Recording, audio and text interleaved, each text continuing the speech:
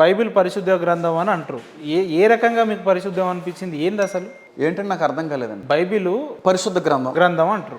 అంటే పరిశుద్ధ గ్రంథం అంటే ఆ గ్రంథానికి ఆ పేరు ఎందుకు వచ్చింది? అందులో ఉన్న విలువైన పాయింట్స్ ఏంది? మీరు ఆ రకంగా ఎందుకు నమ్ముతున్నారంటే బైబిల్ యొక్క ఆవిర్భావం కావచ్చు, బైబిల్ యొక్క ముగింపు కావచ్చు, మొదటి నుంచి ముగింపు వరకు కూడా రాయబడిన ప్రతి మాట కూడా దేవుని మూలంగానే రాయబడింది.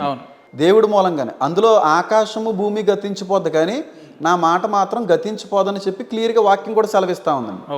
క్లియర్గా బైబిల్ అంతా కూడా పరిశుద్ధుడైన దేవుని మూలంగా దేవుని యొక్క కార్యాలతో నింపబడింది కనుక అది పరిశుద్ధమైందండి. పైగా ఆ బైబిల్ని హృదయపూర్వకంగా పరిశుద్ధాత్మ దేవుని యొక్క సహాయంతో కానీ మనం దాన్ని ధ్యానించగలిగితే ఎలాంటి పాపాత్ముడినైనా సరే పరిశుద్ధుడిగా మార్చగలిగేటువంటి ఏకైక గ్రంథం అండి. అది పరిశుద్ధ గ్రంథం. అది ఎలాంటి పాపాత్ముడైనా మార్చగలిగేటువంటి పరిశుద్ధ గ్రంథం. అది నన్ను మార్చింది.